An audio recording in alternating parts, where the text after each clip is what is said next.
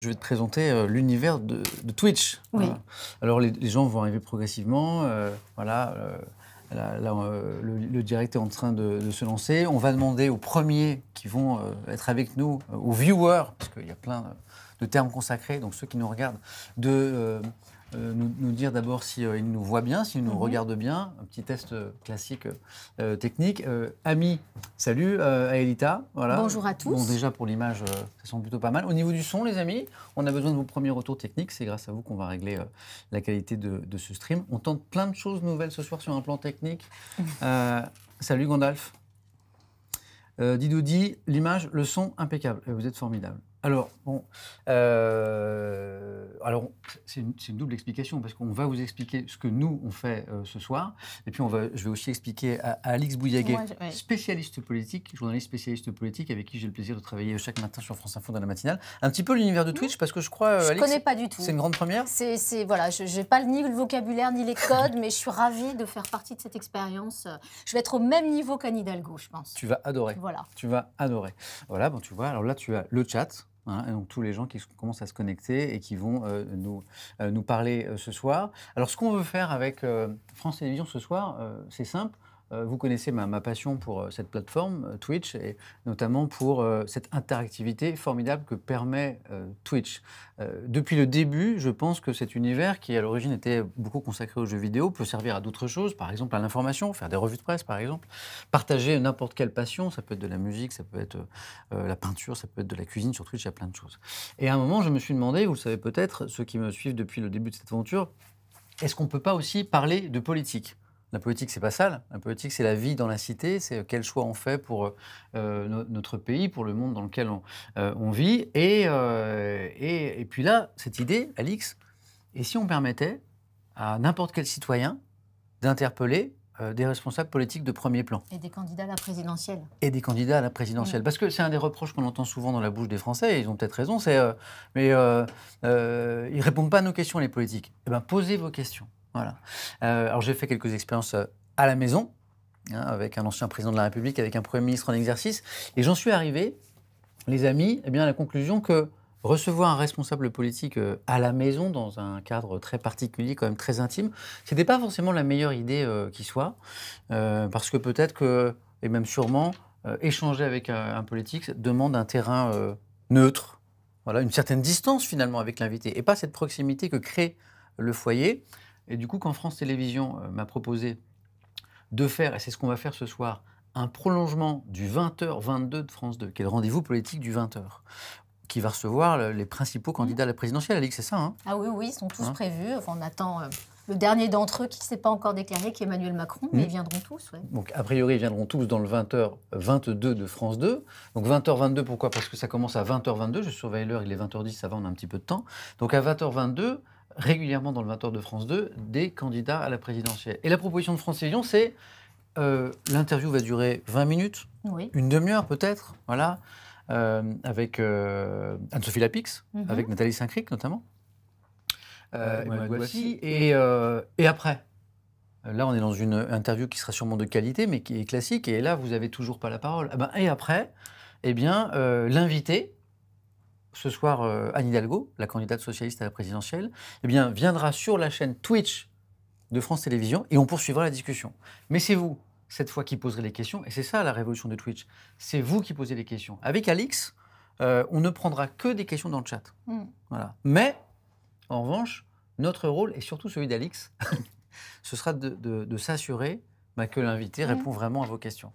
Qu'est-ce que tu en penses ? Ah oui, j'en pense que c'est bien. Ce qui va être intéressant, c'est de voir justement comment on passe peut-être d'une parole assez formelle à la télévision, à une parole plus informelle sur ce réseau social, et avec une obligation, oui, sans doute d'être beaucoup plus concret et de répondre, pas faire de langue de bois, parce que sinon j'imagine que l'exercice est complètement loupé. Disons que la langue de bois, elle ne se voit plus sur Twitch. Pourquoi ? Parce que l'expression, elle n'est pas jolie, mais en même temps, elle correspond à une vraie réalité du politique. La langue de bois à la télé, on la constate, mais on ne peut pas la bousculer, l'interrompre. Ici, s'il y a langue de bois, vous allez le voir et puis vous allez le dire, vous allez crier dans le chat. C'est pour ça que moi, je fais le pari que Twitch, bien compris par les politiques, à condition que ce soit bien compris, peut effectivement inciter à une parole différente. C'est exactement ce que tu disais, Alix, à l'instant. Une parole plus vrai. Alors, il faut pas, et après, on ne va pas être... il ne faut pas rêver. Il ne faut pas imaginer que juste un processus technique, technologique va changer radicalement la parole du politique, mais peut-être qu'elle peut les y inciter. Voilà, c'est un peu le pari qu'on fait. Je prends le pari que certains politiques vont le comprendre, vont faire cet effort, et on sera content du résultat, et puis d'autres ou ne le comprendront pas, ou ne réussiront pas l'exercice. Mais peut-être que comme ce cadre, il est quand même beaucoup moins formel qu'un plateau de télévision qui peut être un peu impressionnant avec des caméras, des lumières très fortes. Peut-être que voilà, ce côté un peu plus intime permet de délier un petit peu mieux la parole des politiques. Alix, tu vois, là, je te fais défiler le chat. Alors, il y a déjà beaucoup de monde, donc il y a beaucoup de messages. Minos dit « nos langues de bois », ben voilà, ce sera l'objectif. Alors, on ne peut réussir cet objectif que si les invités jouent le jeu. Voilà. En tout cas, nous, on fera le maximum. Et si j'ai demandé à ne pas être seul et d'être accompagné par une spécialiste de la politique, Alix Bouillet, depuis... Alix, ça fait combien d'années que tu t'es spécialisée en politique Ça fait très tôt. Oui, une passion. Oui. 20 ans, on va dire. Voilà. Eh bien, c'était justement pour que j'ai une spécialiste à côté de moi, que je connais bien puisque je travaille avec elle tous les matins, il y avait beaucoup de plaisir dans la matinale de France Info, eh bien pour entendre la parole politique, l'encadrer, et puis la rectifier s'il n'y a pas de réponse claire, quoi. Voilà. Alors, je lis quelques-uns de vos messages. Il y a deux foxtrots qui posent les bonnes questions, même si c'est peut-être des questions qui fâchent. Est-ce qu'il y aura même l'extrême droite sur les invités ? Alors, je crois que c'est la mission d'une chaîne de service public comme France 2 d'inviter tous les candidats à la présidentielle, Alix, non ?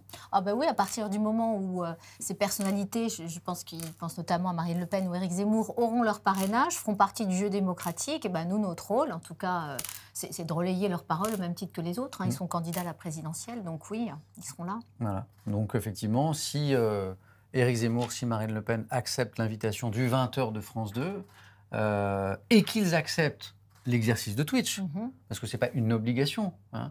On peut imaginer qu'un candidat, qu'il soit d'extrême droite ou d'une autre obédience politique, accepte l'invitation du 20h et dit « Ah non, mais moi, Twitch, je ne le sens pas ». Ce sera intéressant d'ailleurs. Ce sera très intéressant de savoir qui refuse ou en tout cas craint peut-être de se confronter à une parole libre. Donc, ce sera une proposition faite à tous les invités du 20h de France 2. Après, est-ce qu'ils vont tous accepter ? Moi, je ne suis pas sûr. On verra. Allez, je lis quelques-uns de vos commentaires. Il y a Bims Adept qui souligne qu'Anne Hidalgo était sur Backseat, une émission sur Twitch animée par Jean Massiec, extrêmement intéressante, il y a une semaine. Intéressant de voir si le ton sera différent ou non. On le verra effectivement. Allez.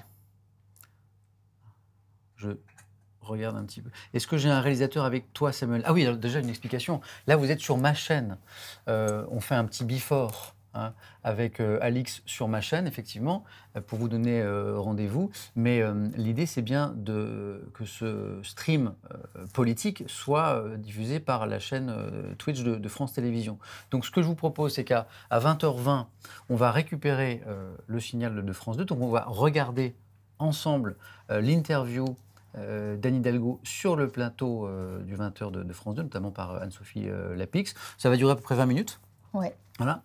Et puis après, comme je le fais systématiquement d'ailleurs en fin de stream, quand Hidalgo sera sur le point de quitter le plateau du 20h et de nous rejoindre dans ce studio ici de stream de France Télévisions, eh bien je ferai un raid en fait vers cette chaîne Twitch de France Télévisions. Vous serez basculé comme vous avez l'habitude de le faire avec moi, puisque je raid systématiquement en fin de stream, vers la chaîne Twitch de France Télévisions, puisque moi j'ai décidé personnellement de ne plus inviter de responsables politiques sur ma chaîne personnelle, mais de le faire dans un cadre professionnel de journaliste à France Télévisions. Voilà, donc before sur ma chaîne perso, pour vous donner rendez-vous, et puis on se retrouve, on fera un raid sur la chaîne Twitch de France Télévisions. Ganon nous pose cette question. Il y aura tous les candidats volontaires où vous allez choisir. Ah ben non, on ne choisit pas. Je ne choisis pas, c'est-à-dire que le 20h de France 2, je pense, va inviter tous les candidats à la présidentielle. Alix, c'est le principe, c'est ça ?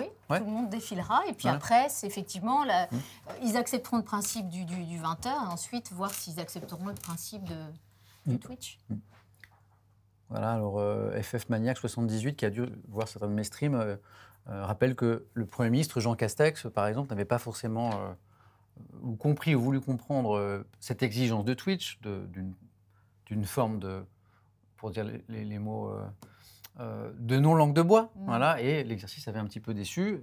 Vous aviez été déçu, j'avais été déçu aussi. Peut-être après que j'ai une responsabilité, peut-être que je n'avais pas assez expliqué au Premier ministre l'enjeu et la différence qu'impliquait ce nouveau support. On peut, après, Premier ministre, c'est vrai que c'est toujours compliqué de casser tous les codes. Hein, et puis, mais peut-être qu'il n'a pas non plus compris, c'est pas non plus évident de comprendre le rapport qu'on doit avoir avec la parole. C'est intéressant ce que tu dis, Alix, parce que la première chose qu'on dira à Anne Hidalgo quand on va nous rejoindre tout à l'heure sur la chaîne Twitch de France Télévisions, c'est de souligner cet enjeu, justement, que Twitch est un nouveau média, une nouvelle façon de fonctionner, que l'important, c'est l'interaction avec vous et la sincérité, l'honnêteté maximale dans les réponses. L'idéal pour moi, c'est que vous écoutiez un candidat, que vous ne soyez pas forcément convaincu par ce qu'il dit, mais que vous ayez le sentiment qu'il est sincère et honnête dans son affirmation. Si on arrive à ça, ce serait déjà pas mal du tout. Voilà. Salut Sam, tu as bien fait de le faire sur France Télévisions, dit Nico Manga 95, c'est aussi mon avis. Mais j'ai mis quelques mois à arriver à cette conclusion parce que on avance... on défriche en avançant, tout ça est extrêmement nouveau. La politique sur Twitch, c'est pas moi qui l'ai amené. Jean Massier le fait depuis longtemps sur sa chaîne. Jean-Luc Mélenchon, tu le savais, a créé sa chaîne il y a longtemps. Oui. Mais lui, il est très à la pointe sur plein de choses. Sur plein de choses. On se rappelle de son meeting immersif, olfactif. Voilà. Donc je n'ai pas amené la politique sur Twitch. Mais moi, j'ai mis quelques temps à arriver à cette conclusion que voilà, sur ma chaîne personnelle, à la maison, dans un cadre non neutre, c'était pas la meilleure idée. Et sur la chaîne Twitch de France Télévisions, c'était plus sympa. Ah, alors ils sont très pointilleux sur le son, l'image, et on me dit que tes bracelets, on les entend. Ah mince. Ah, il faut que le pull nous aide là. Merci les amis pour très retour bien, technique du son. Voilà. Joe, c'est toi qui as rampé tout à l'heure? Ouais. Parce que... Oui, il y a Cletos Bright. Attention, il y a un truc qui rampe, Samuel.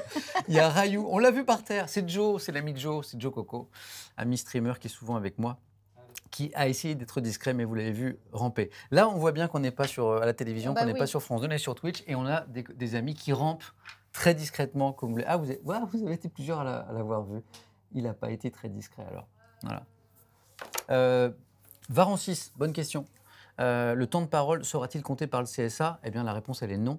À ce jour, le CSA ne compte la parole politique que sur les chaînes de télévision, les radios, Alix. Oui, les radios. Je dis pas de bêtises, oui. mais pas sur Internet. Non. Voilà.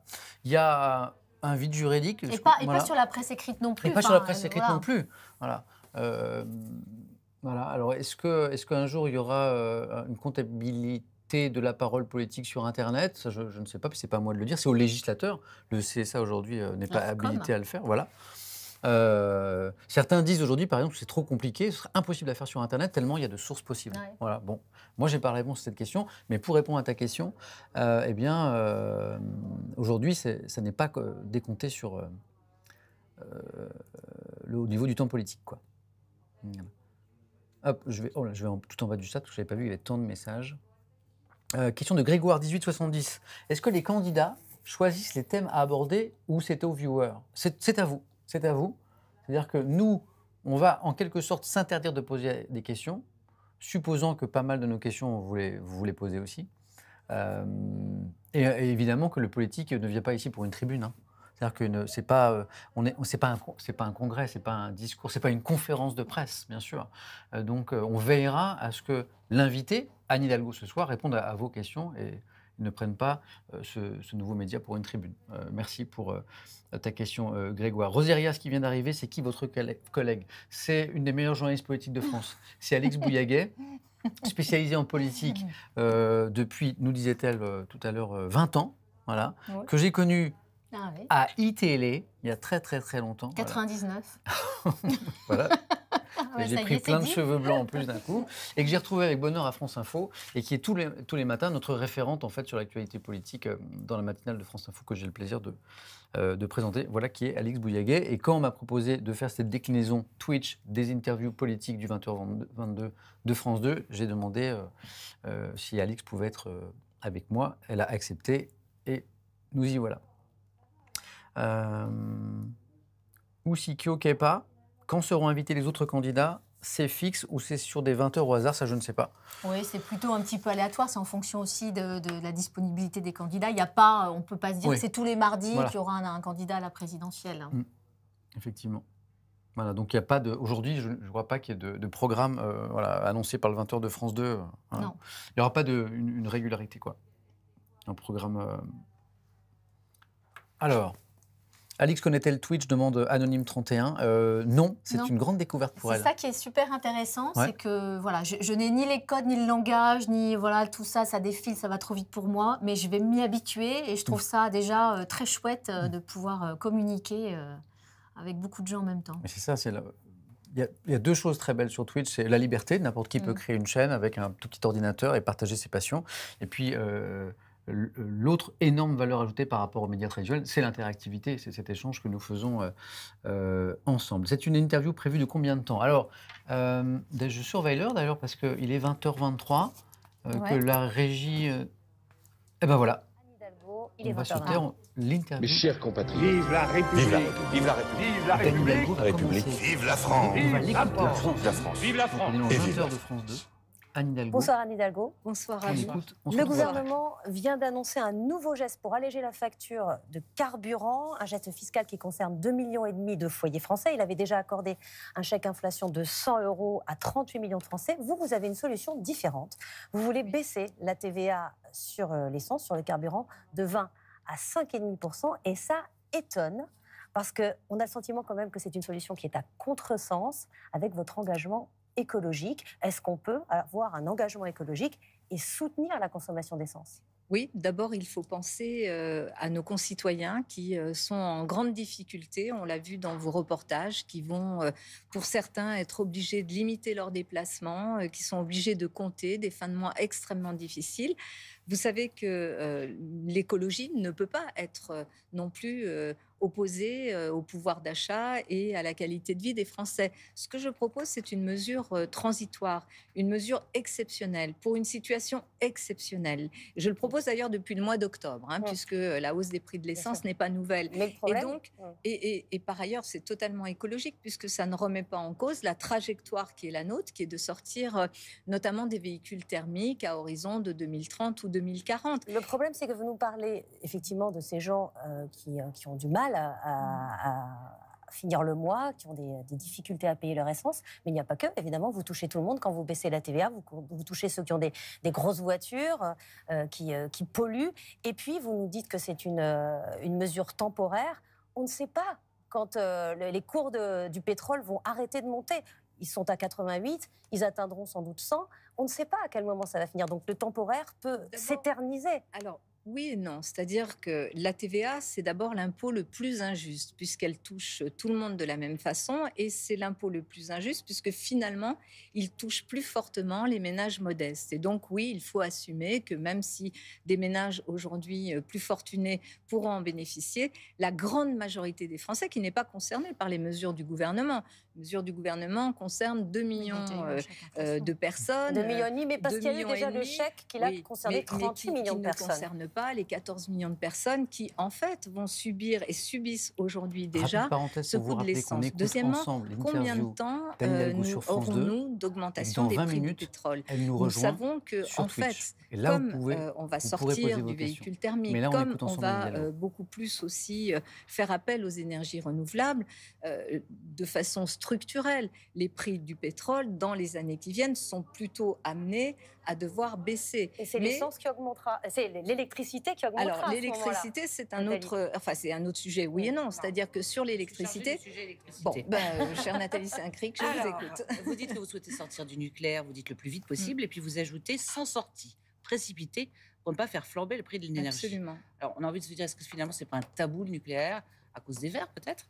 Est-ce que c'est pas, on est autonome, c'est peu polluant? Est-ce que c'est pas finalement le moins pire? Et est-ce qu'on ne devrait pas accepter pendant un certain temps. Et vous, pendant combien de temps vous acceptez de garder le nucléaire? Moi, je m'inscris d'ailleurs dans les rapports qui sont faits en France, qui sont des rapports très sérieux, qui programment différents scénarios. Il y a notamment un scénario qui mise sur 100% d'énergie renouvelable. C'est le choix que je fais. Alors vous me direz c'est un après, scénario qui va mix renouvelable, bien sûr, qui va à 2050, voire peut-être un peu au-delà, qui fait du nucléaire une énergie que, bien sûr, nous n'allons pas abandonner. Aujourd'hui, ça n'aurait pas de sens.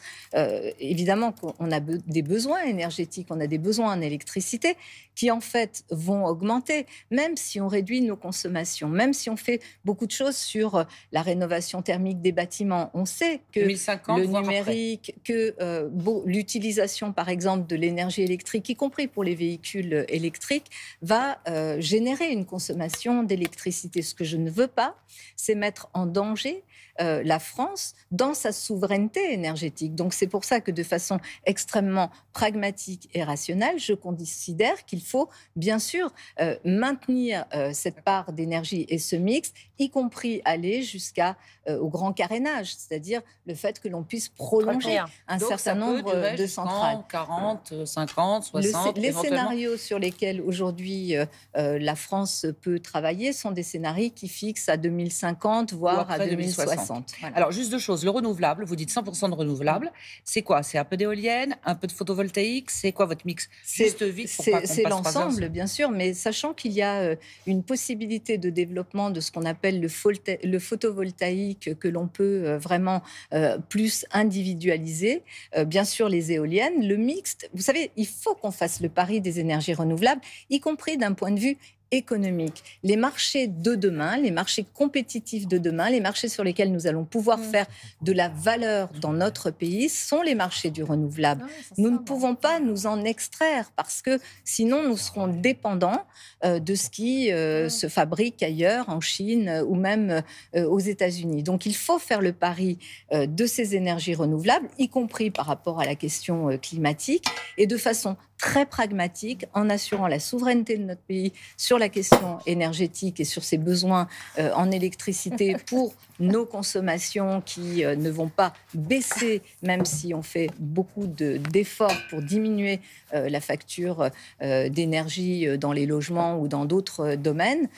Il nous faudra quand même maintenir cette part d'énergie et d'électricité nécessaire à notre économie. Et ça, je ne mettrai pas notre économie en danger. Anne Hidalgo, l'une des plus grandes préoccupations des Français, c'est la santé. 9 millions de Français n'ont pas de médecin traitant et vivent dans des déserts médicaux. Alors, pour répondre à cette inégalité, dans votre programme, vous proposez d'envoyer 4000 internes dans ces déserts médicaux. Comment vous faites? Ça ressemble dans un premier temps, d'ailleurs. Ça ressemble à un service militaire du passé. Comment on fait pour inciter des jeunes en 4e année à aller dans la Nièvre ou dans le Gers? D'abord, je m'appuie sur une réforme qui est en cours de l'internat en médecine. Et la dernière année d'internat, je propose que ça devienne une année pendant laquelle les jeunes médecins ne sont pas sur le statut d'interne avec la rémunération quand même très faible qu'ils ont aujourd'hui. Vous proposez 3 500 €. Je propose qui est à peu près le double de ce qu'ils touchent aujourd'hui. Et je propose aussi d'ailleurs que cette année soit une année vraiment de professionnalisation. Beaucoup de jeunes internes m'ont dit c'est bien de faire ce genre de choses, mais nos études sont longues, sont difficiles. On ne peut pas, parce qu'il y a eu ce numerus clausus qui finalement a fait peser sur notre pays cette difficulté et à l'appui maintenant des déserts médicaux, on n'a pas à payer finalement des manquements de ce qui s'est passé avant nous. Et je suis d'accord avec eux.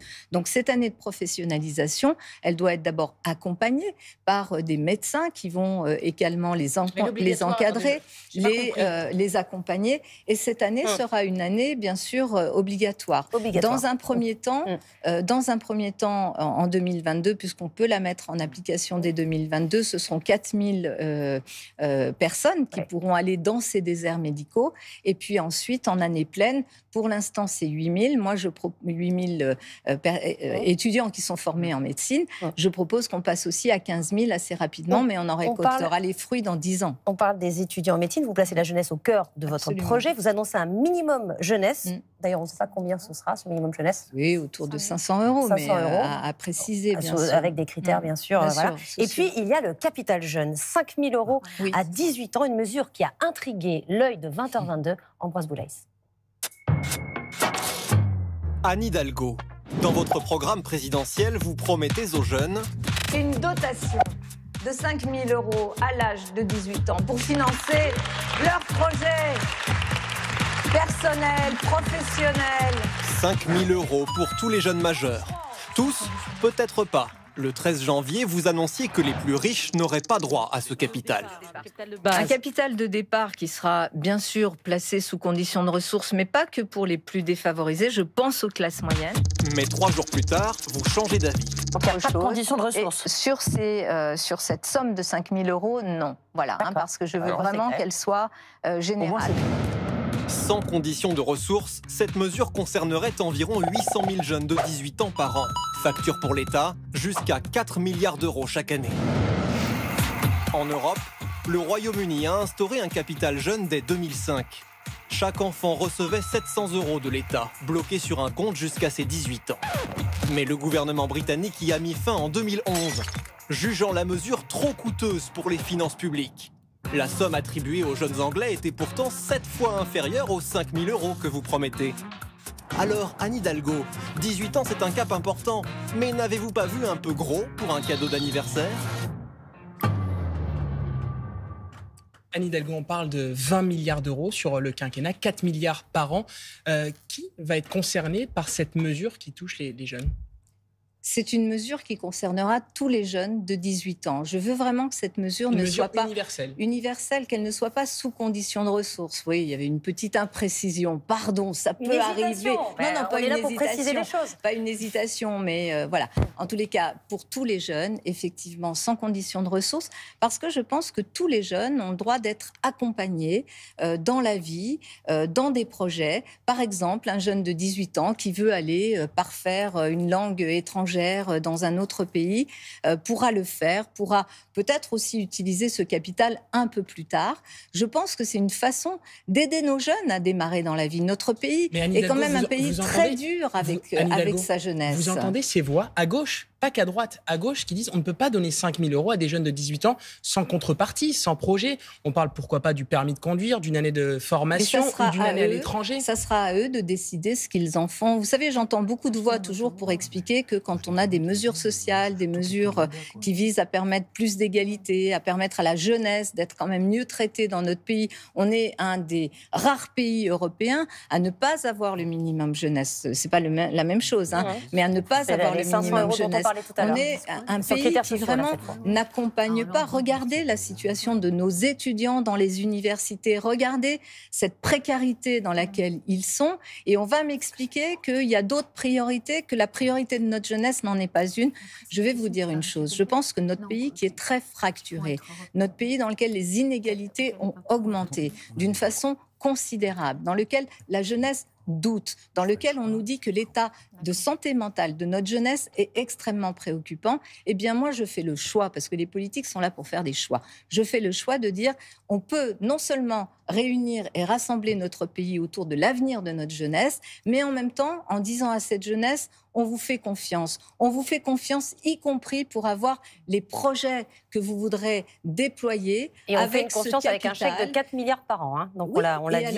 Et vous croyez que l'ISF, c'est 4 milliards de cadeaux fiscaux qu'a fait Emmanuel Macron et ça choquait personne? Eh bien, moi, ça sans doute. Eh bien, voilà, moi, ça me choquait. Mais là, c'est 4 milliards et je à des jeunes de 18 ans. Et je préfère que ces jeunes de 18 ans puissent partir dans la vie avec cette idée qu'ils peuvent avoir un projet. Et ne vous inquiétez pas, ils auront des projets parce que notre jeunesse, elle est sérieuse aussi. Notre jeunesse, elle a envie de se projeter dans la vie et pas parce que ce que vous entendez, c'est qu'ils pourraient dilapider cet argent n'importe comment. Je ne vous entends rien. Donc, voilà. En tous les cas, je leur fais confiance. On voudrait juste vous faire préciser votre projet, parce que c'est important de parler de vos projets. Il y a un débat qui est hautement inflammable, c'est sur les droits de succession. Oui, dans votre programme, vous dites que pour 95% des Français, vous allez baisser ces droits. Absolument. Vous n'êtes pas la seule, il y en a d'autres, on pourra en parler. Que pour les autres, au-dessus de 2 millions, ça va pas être facile. Alors, premier point, il y a une chose importante en ce moment, c'est une donation qu'on fait de son vivant, justement pour les jeunes. Tout parent on ne peut pas parler pas des grands-parents, on peut donner 100 000 euros défiscalisés tous les 15 ans. Vous faites mieux, vous faites moins bien? On fait beaucoup mieux, en fait. Et d'ailleurs, ce que je peux vous dire... La donation, vous la mettez à 100 000? Non, ce que je vais vous dire, c'est que cette proposition que j'ai reprise dans mon programme est une proposition de loi portée par les députés, notamment Christine Pires-Beaune, qu'elle la travaille depuis 2 ans avec des experts, que d'ailleurs, ça reprend beaucoup des propositions du Conseil d'analyse économique. Et ce que nous avons souhaité faire, c'est quoi? C'est garantir d'abord à tous les Français de classe moyenne, parce que le fait de pouvoir transmettre son patrimoine ou de faire des dons, des donations de son vivant, c'est quelque chose de normal. C'est normal que quelqu'un qui a travaillé ça, c'est sur la philosophie. Ça, c'est la philosophie. 75% des successions qui ne sont pas soumises aujourd'hui. À l'impôt. Absolument, aujourd'hui. Et donc, nous portons à 300 000 euros, dans une vie, à 300 000 euros, et on se place du côté de celui qui reçoit. D'accord. 300 000 euros. Donc, jusqu'à 300 000 euros, exonération totale. Yannick Jadot, 100 000 dans une vie. Valérie Pécresse, 100 000 tous les 6 ans. Deuxième sujet, si on veut avoir le temps de tout faire. Pour ce qui est de l'héritage, aujourd'hui, abattement de 100 000 euros. Certains proposent de le passer à 200 000. Jean-Luc Mélenchon dit que lui va taxer au-delà de 12 millions. Est-ce que vous changez pour les plus riches que vous mettez à plus de 2 millions? Alors ensuite, il y a un barème, et dans le barème des plus de 2 millions, on va jusqu'à 60% de taxation sur ces héritages. Ce qui est quand même, pour une personne qui recevrait un héritage de 2 millions d'euros, quelque chose de raisonnable. Et vous maintenez le 100 000 euros d'abattement, vous n'allez pas plus loin. C'est 300 000 euros. Non, je ne parle pas de la donation vivante, je parle au moment de l'héritage. Il y a un 100 000 euros qui est enlevé. Certains, comme Valérie Pécresse encore, ou d'autres, proposent de le passer à 200 000. Vous gardez 100 000 euros. Voilà, la mesure forte, c'est les 300 000 euros pour tous les Français, ce qui veut dire que 95% des Français vont être exonérés de tous ces droits de succession, mais qu'en revanche, on va effectivement taxer avec un barème, mais aller notamment sur les plus de 2 millions. Et alors, de l'imposition des très hautes successions, vous espérez 8 milliards. Et là, je regarde, absolument. En fait, le budget, vous avez chiffré votre projet. D'ailleurs dans le projet de loi de Christine Pires-Beaune. Et alors, donc ça, c'est 8 milliards. J'ai regardé un petit peu le reste. Vous espérez 6 milliards pour la fiscalité des multinationales. C'est la taxe GAFA, les 15%. 6 milliards. C'est pas 6 milliards. Aujourd'hui, c'est plutôt entre 3 et 4 milliards. Et là, vous avez mis 6. Oui, parce que nous voulons effectivement rendre cette taxe beaucoup plus rentable. En tous les cas, il y a 130 pays qui ont dit que ce sera 15%. D'accord. Mais c'est pas 6 milliards. Non, mais je me battrai aussi à l'échelle européenne, parce qu'à l'échelle européenne, c'est aussi là que ça va se passer. Mais là, c'est demain. Oui, c'est demain. Le budget de demain. C'est le budget de demain, et c'est chiffré, et c'est sérieusement chiffré. Tout comme d'ailleurs, j'ai mis aussi 6 milliards sur la fraude fiscale et l'évasion fiscale. Et comment vous faites ça? Parce qu'il y a des moyens supplémentaires, parce que vous ne parlez pas de la fraude, sauf dans la dernière ligne de votre programme. Des moyens supplémentaires, vous avez raison. Et là, j'ai quelqu'un qui m'a bien conseillé, qui s'appelle Christian Eckert, qui a été ministre du Budget, et qui m'a donné les bonnes indications pour qu'il y ait plus de contrôle. Vous savez qu'aujourd'hui, la fraude fiscale... C'est difficile de dire combien on va pouvoir récupérer. Alors, la fraude fiscale dans le pays aujourd'hui, elle est de 80 milliards d'euros. Vous voyez que je suis très raisonnable, puisque j'en récupère 6 milliards par an. Faut y arriver. Et puis, il y a aussi quelque chose qui m'intrigue. Mais on y arrivera, c'est les recettes. Attendez, on verra. Les recettes liées au surplus de croissance. Vous mettez 10 milliards. Alors, vous décidez qu'il y aura un surplus de croissance.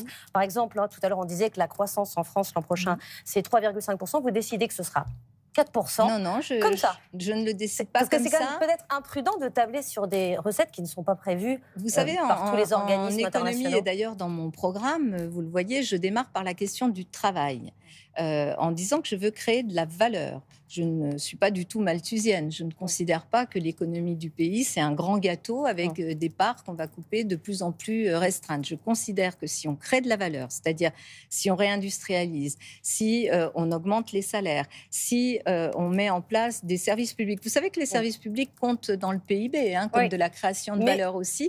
Eh bien, cette création de valeur, c'est ni plus ni moins ce que je retrouve dans cette augmentation du PIB qui génère aussi, évidemment, des recettes. Et je précise qu'il n'y a pas un mot sur le remboursement de la dette, par contre. Alors si, en tous les cas, ce que vous trouvez dans mon programme, et c'est très clair, je considère qu'il nous faut sortir notamment du pacte de stabilité. D'ailleurs, on en est déjà sorti. Ça aussi, il faut l'accord des autres États. Oui, non, c'est déjà fait, chère Anne-Sophie Lapix. On est déjà sorti. Oui, là, et d'ailleurs, le quoi qu'il en coûte du président de la République est juste une question politique. Une façon de dire qu'on en est vraiment sorti du pacte de stabilité. Quand vous voyez un certain nombre de Corinne Narassiguin qui disent finalement la primaire populaire, c'est plutôt bien, vous avez l'impression, comme Ségolène Royal, d'être lâché par les éléphants du PS, tout en sachant qu'aujourd'hui c'est plutôt des éléphantos. Je parle d'Olivier Faure et de François Hollande. Écoutez, d'abord, vous savez, moi, non, je ne me sens pas seule du tout. Et je me sens dans le rôle qui est le mien. Voilà. Je porte une proposition qui est une proposition qui doit aider les Français à vivre mieux. Une proposition dans laquelle la justice sociale, appuyée d'ailleurs sur l'urgence écologique, c'est dur, mais vous savez, je pense que les Français vivent des situations bien plus dures que la mienne. C'est mon choix. C'est mon choix de porter ses valeurs, de porter ses convictions. Et vous savez, bien sûr que la gauche doute, bien sûr que la gauche est fracturée, bien sûr que le PS ne va pas bien, ça ne m'a pas échappé. Mais j'ai décidé de relever ce défi, d'essayer d'apporter de l'espoir, de faire d'ailleurs comme beaucoup l'ont fait dans les pays européens où les partis socialistes, les partis sociodémocrates aujourd'hui gouvernent dans beaucoup de pays. Et qu'est-ce qu'ils ont fait? Ils sont allés parler aux catégories populaires. Ils sont allés parler aux classes moyennes. Ils sont allés proposer des solutions qui sont beaucoup plus justes. Et c'est ce travail-là que je suis en train de faire en portant avec beaucoup de camarades, mais aussi beaucoup de personnes de la société civile qui m'accompagnent, ce projet utile pour le pays. Et ça, je vous assure que c'est motivant. Juste un dernier mot. Samedi, la France a perdu un de ses soldats au Mali. Le brigadier Alexandre Martin est le 53e soldat à perdre la vie depuis 2013 dans l'opération Berkane. Aujourd'hui, on a vu des drapeaux russes au Burkina Faso. Et cette photo que vous allez voir avec des mots au Mali, la France dégage. Anne Hidalgo, est-ce qu'on a encore quelque chose à faire au Sahel ? C'est extrêmement important de rester au Sahel. Bien sûr, pas tout seul. Bien sûr qu'il faut une évolution de notre présence, mais c'est très important d'y rester. D'abord, je veux saluer la mémoire du brigadier Alexandre Martin et de tous ces soldats qui sont morts au combat pour la France et pour notre sécurité, parce que notre sécurité ici, elle est aussi évidemment conditionnée par ce qui se passe là-bas. Je pense qu'il y a eu beaucoup de déstabilisation aussi dans les positions françaises qui font que aujourd'hui il y a cette relation ratée entre la France et l'Afrique. Il faut rétablir cela. J'ai beaucoup discuté aujourd'hui avec le maire de Ouagadougou pour essayer de savoir comment notamment il allait.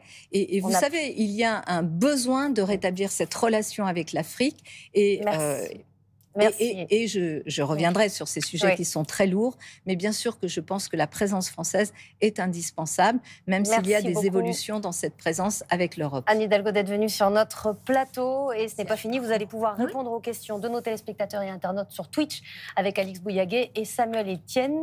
Merci beaucoup Nathalie et Mohamed. À 21h10 sur France 2, vous avez rendez-vous avec Sophie Davant pour un numéro exceptionnel d'affaires conclues. Bonne soirée sur France 2, à demain. Alors les amis, donc là on est dans le before, dans le before de notre rendez-vous de ce soir. Donc vous avez compris l'exercice.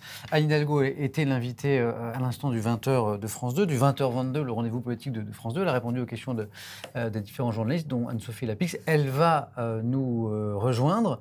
Et alors là, on va faire ce que vous connaissez très bien sur ma chaîne et les chaînes de plein d'autres streamers. On va faire un raid sur la chaîne Twitch de France Télévisions. Voilà.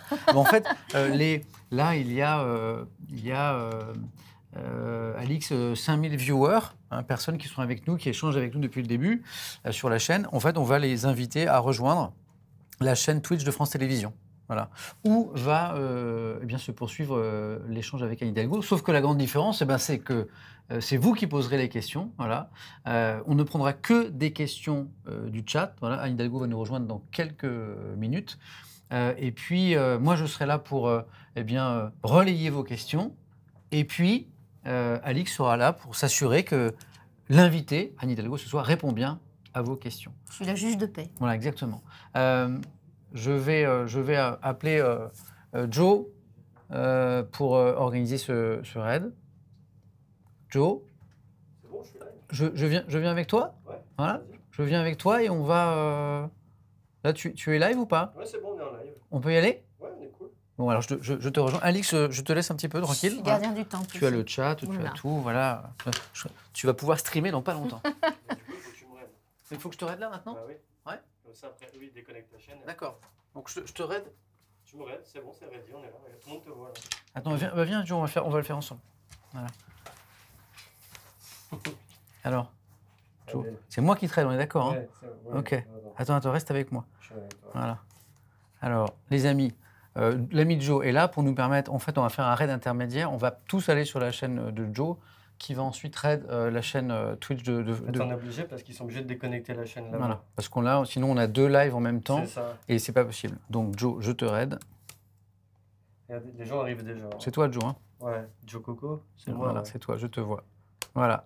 Donc on raid, c'est un raid intermédiaire. On raid la chaîne de Joe puisqu'on peut pas, je peux pas raid directement la chaîne Twitch de France Télévisions parce qu'on partage le même signal, hein, puisque vous l'avez compris, on va rester sur ce plateau.